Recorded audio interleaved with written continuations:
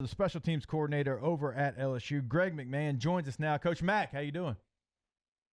Jacob, I'm doing great. How are you? Doing well, man. Glad to have you back on the show. And what a day to have you on after you get a long snapper drafted in the 6th round of the draft. Blake Ferguson, my man. Hey, as you know, that's a very difficult position to get drafted from. And Senior Bowl, Combine, my man did it all. How about that, man? How about he walked out with an undergraduate degree and a master's degree in business? Just a tremendous guy, and 14 Tigers drafted. How about that? Coach, you've been in this a long time. I mean, hitting the recruiting trail, when you can go into homes and not only tell people that you've got 14 guys drafted, but you can give the individual stories of some of these guys weren't the highest rated recruits when they came in, but they were developed at LSU. That's going to go a long way.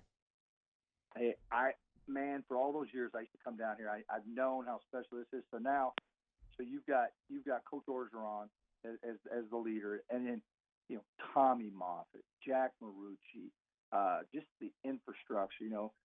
Scott Woodward's the athletic director. I mean, we've got it's a special place, and we're able to get great players, and then like you said, this is every day. It's a mark of the culture here of just grinding through and being as good as you can be. Coach Greg McMahon joining us here, hanging with Hester. What's up, Coach? This is Jordy Collada from the Mornings. We were speaking to Coach O this morning, and we were talking about reloading. He was talking about reloading for next season because as everybody watched the 72 hours of the NFL draft, it was more of a celebration and recognition of how special that 2019 season was. But you guys pick up another commit last night for the 2020 class at 7 in that group. Just talk about the group that you turn over, which was such a special group that no Tiger fans will ever forget about, to the task that you guys have now in getting the 2020 group prepared to play. Yes, and hey, look, there's tradition here. I mean, for 20 straight years, LSU's won 8 or more games. They've won 10 games 11 times, and we've won 3 national championships. So, I mean, there's a tradition here. There's been so many great players and great coaches come through here. We've got a great brand.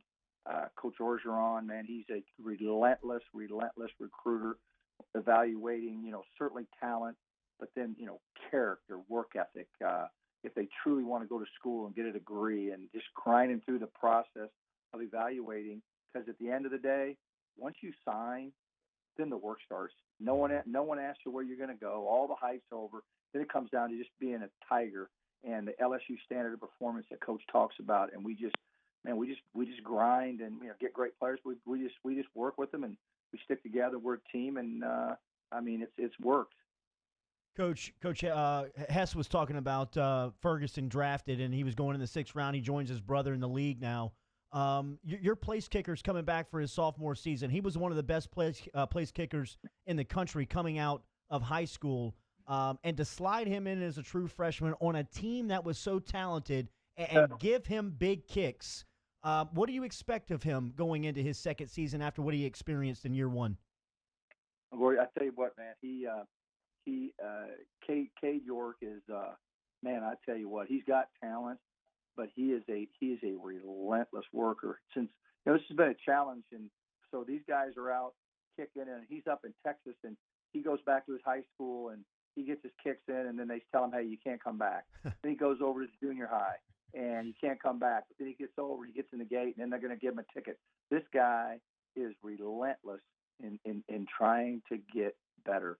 And so, look, he missed some kicks like a lot of them do. And but hey, this guy played at a high level on a really, really great football team, and we feel like his best football is ahead of him without a doubt. And the best thing about him is he's straight A's. He's a straight A student. He does a great job in the weight room. He loves the weight room. He loves stretching and lifting. And I know Coach Moffitt really thinks a lot of him. So this kid's going to just get better and better. And now, with Zach coming back as our holder, we'll have Quentin Skinner as the snapper. So we got to work through that battery because, it's not just the kicker. It's just, the great thing for Cade was he had, Blake Ferguson, who got drafted in the NFL as a snapper. Now your holder is Zach, who's a veteran guy, and then you have the rookie. So now the 2 veterans got to bring the young snapper along. So that's how we do it. Zach is a veteran. I think Zach von Rosenberg graduated high school the same year you did, Coach. Hey, Hester, he didn't graduate with me. He may have graduated with you, but he did not graduate with me. Ask him about those Billy Cannon highlights. How good Cannon was. Hester.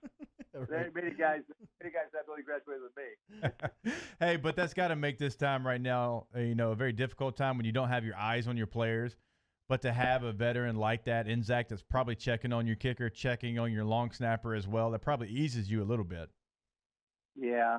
And you know what's great, man? It's just a great group of guys. And so, what we've been able to do now, this is a deadly because they got finals coming up. So, you remember those days, the week before finals, where you don't do anything football-wise. So, but, these, hey, a month ago, I didn't know Zoom from Boom. And then we've been doing these Zoom meetings. And it's worked out really well. I mean, trust me.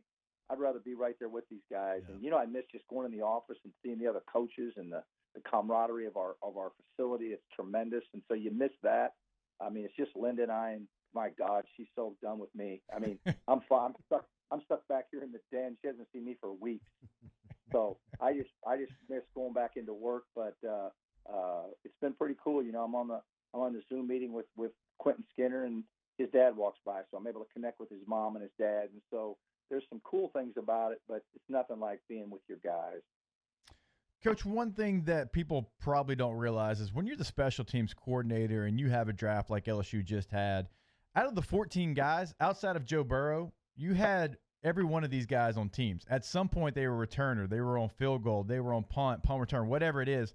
So you had a chance to coach every single one of these guys outside of maybe one in Joe Burrow that got drafted. So you feel like you've had your hand on all these guys. Yeah, it's a privilege, and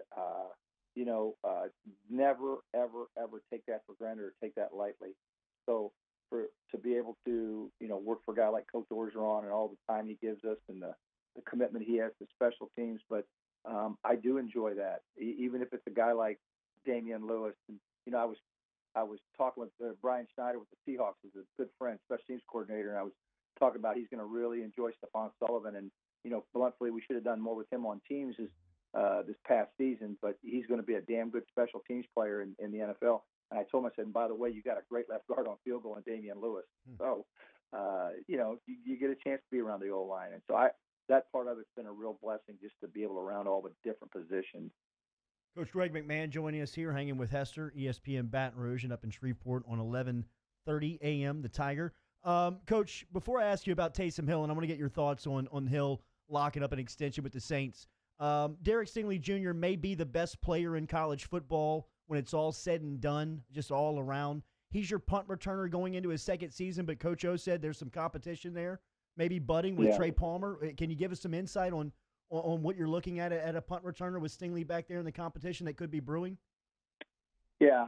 Well, certainly there's the great thing about LSU, I mean, there's competition, and there's competition coming, and Sting's the ultimate warrior. I mean, he's built for competition, and so that's always a healthy thing. And having depth, I felt like Sting had a lot on his plate coming in as such a highly recruited player, and what a great player, what a great freshman year. I didn't feel like personally I did a very good job about mid-season to the end of the season because Sting was really getting gassed and probably could have put a guy like Clyde back there or Jefferson and JJ and maybe take a little, it's you cover a deep 9 route at Alabama and you got to go turn around and catch a punt. I think I could have done a better job to help a young player and take a little pressure off of him. I'm not making excuses, but I got to be honest. I mean, that's just how I feel because he's such a great player. But he'll be back there, and certainly Trey Palmer and Elias Ricks, and so we've got some guys and whoever we put back there's going to be a dynamic playmaker. But it's going to number one start with ball security. Yeah. Before you got here, you spent time with Sean Payton and the Saints, a decade there. The emphasis that they put on special teams. Taysom Hill lock up over the weekend. 2-year extension for Hill. He's one of these Swiss Army knife guys. Coach, you saw some guys try to draft to try and create that position. Philadelphia did it with Jalen Hurts, and looks like Sean tried to develop some depth there with bringing in Tommy Stevens from Mississippi State. But he is such a unique player. You spent time with him. Can you give us some insight on what type of football player Hill is? I wasn't as I was coming to LSU, he was leaving or coming in. I did not get a chance. But I was going to ask Kester. I mean, hey Hester, you missed it by a decade. So now the personal protector on Punt's making millions and millions of dollars. So I think Hester needs to come back. But look, Hill and I don't know, it was the A&M game because the Saints played on Thanksgiving. So I bet there was, honest to God, 8 to 10. I know Von Bell was there, Michael Thomas, Will Lutz, Morstead, Hill. There was a bunch of guys came to the game. You guys may have seen him on the sideline. Yeah. And boy, what a unique talent. I know Pete Carmichael's a dear friend, and I talked to Pete, and I know they're very excited about developing him as a quarterback. And Sean's done a great job there with those guys, and a guy like Teddy Bridgewater getting in there and doing a great job. So they're always going to be well coached at that position. That's a fact. Coach Mack, I saw you talking to Taysom Hill that day for about 10 minutes. How many fakes did you go over? How many did you draw up so you can have ready to go? I'm like, man, I said, everybody's talking about how they run all these fakes. I said, well, frick, I had guys like Hester and stuff. I said, I freaking need a guy that could throw it, run it. I mean, God dang, man.